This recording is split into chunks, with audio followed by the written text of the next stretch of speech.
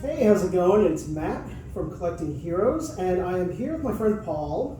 How's it going, guys? This is Paul from Rad Chaser. We're going to do something a little bit different today. We're going to look at some Japanese anime toys, records, etc. I actually don't know what's in the box, so it's going to be a little bit of mystery for me as well. So you're going to get some true reactions. It's going to be fun. So basically, I've been ordering stuff from Japan. I use a forwarding service, and what they do is I can go on to like Japanese websites, because typically you cannot, as an American, buy from a Japanese website. Mainly, there's multiple reasons. One, the locals don't ship to America, and also there's a lot of communication issues. A lot of Japanese people just don't have good English, and so they can't do back and forth communication. So do you go through like an auction type house, like Bai or anything like that, a proxy type thing? I use Bai, I use a proxy. They ship it to their local warehouse in Tokyo, and then they forward it to me.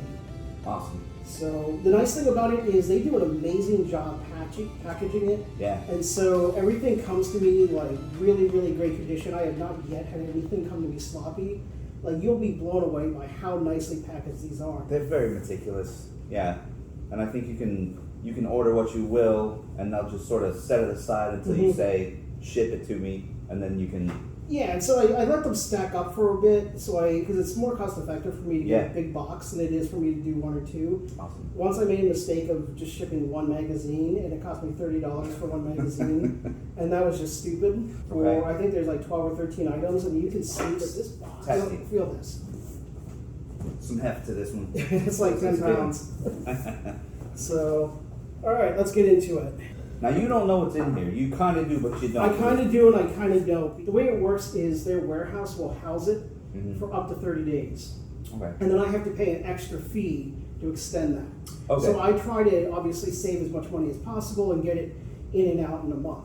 So sometimes I'll buy something, and then it will be 3-4 weeks later before it actually arrives. Every item is individually packaged. It's good stuff, and they really do, like you said, they pay attention to detail, even the packaging, which is outstanding. Like whole I know this. I love it. It's beautiful writing. And their descriptions are always on point. It's interesting. The Japanese are just very meticulous as a whole. Yeah. And even when you're buying from an individual seller, like Yahoo or Akari, they'll say that it's dirty. And dirty will mean like totally different than our dirty. Like our dirty looks like a homeless man slept on it. Sure. And their dirty is like, it's got a minor ding in the corner. Alright, so this is an animation cell. And this is from Sakura Wars, which is a video game. Is it PlayStation? And then they made an anime TV show based off of the games. And then the games became popular and they kept making more of them. So the way this works is they do a hand-drawn animation of the character first. Okay. And then they paint it onto a cell. The reason why they do the hand-drawn is to make sure they have all the direction. They have like, this is the colors it needs to be.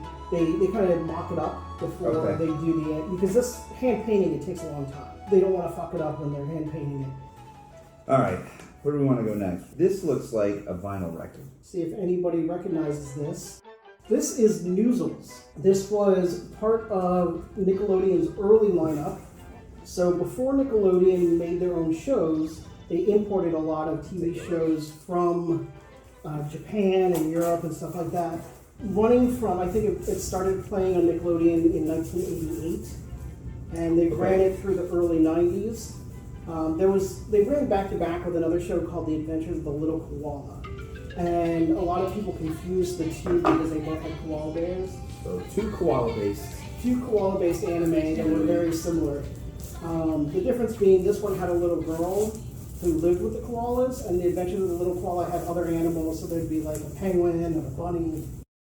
So, and another cool thing about Japanese vinyl is they use what's oftentimes they call it virgin vinyl. And virgin vinyl is, you buy a record here, sometimes the vinyl gets recycled and they use that. This has only been pressed one time into a vinyl record, so that's going to add to the sound quality of this.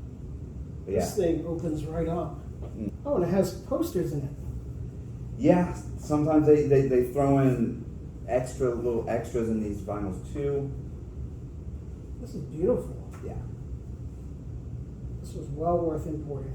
So this is Minky Momo, and Minky Momo is considered a cursed anime. Why would we call it a cursed anime? It was a show made specifically for selling toys. And what happened was the toy company that was making the show took off, it was blowing up, but the toy company decided to stop making the toys. So the production company then found that they were making a show without a sponsor. The studio was like, well, we have to end the show. So they killed her off by having her get hit by an ambulance. And they actually showed it. And this is a little kid's show, one of those magical girl shows, so kind of like Sailor Moon. It's the last episode. For some reason, I guess the studio network was like, oh, we want more episodes. So then they had to bring her back, which was like kind of hard to explain. Sure. And then the second last episode, because then they had to make another last episode, there was like a big tsunami and an earthquake and like a bunch of people died and drowned, and it was like an awful thing. This is another Nickelodeon classic. So anybody who's an old schooler, if you grew up on Nickelodeon in the 80s and early 90s, you will recognize this. Belle Sebastian. Ooh, okay. Now, we're not talking about the indie band. It is actually an interesting fact. The indie band was named after the TV show. I watched a couple episodes of this, and I love it. Late 70s, early 80s anime, the music, it's spot on. It's very relaxing. It was a very slow-paced, relaxing. I remember I used to watch it when I wanted to go to sleep. Interesting fact about Belle Sebastian. It was actually made by the same animators that did World Masterpiece Theater. World Masterpiece Theater is the same people who became Studio Ghibli later. So a lot of the same people that are early Studio Ghibli actually made this. And it has a very similar look to the World Masterpiece Theater shows and also to the early Studio Ghibli stuff. Yeah, and it just looks like rich in color, and there's a attention to detail there for sure. Now, unfortunately, I was watching these episodes on YouTube, which was horrible. A lot of these shows were never released on DVD or Blu-ray. I've been kicking around the idea of importing Laserdisc. I think I saw you say something about getting Laserdiscs. Because the quality is just so much better. If you try to watch a 30-year-old VHS, just natural degradation from a 30-year-old tape. It's magnetic, just from aging. Unico. It's a book. So the interesting thing about Unico is this is actually a Sanrio character, but it's also Tezuka, who did Astro Boy, was known for doing more dark, serious work. Somehow he convinced Sanrio to produce it. So Unico kind of got dumped because it is not like Sanrio whatsoever. Sanrio being Hello Kitty, Batsumaru, all of those cutesy characters, everything's kawaii and super cute, which Unico is. But what makes this really strange is half the movie, he's crying, he's getting made fun of. I briefly watched like a recap of the video, and it was basically saying like the gods casted him out because he was too happy, and happiness needs to be earned. So he's going on like this odyssey of like, he's come from already being a happy person, and he meets like this demon, and he gets his powers taken away, I think. He gets his powers taken away, and the gods come and snatch him up and then remove him and take him to another place and erase his memory. And so he has to start again. So he's like not allowed to have friends. Right, and what did he do? He's just existing. He just existed for being cute. So it's such a strange anime. They made 3 of them. What's really funny is Sanrio couldn't help it, but they throw Hello Kitty in for like 3 seconds. A cameo. It's really out of nowhere, and you're like, wait, was that Hello Kitty just like floating by? Right, like seeing E.T. in a Star Wars movie. Yeah. Just slap it in there for no reason. It's just there.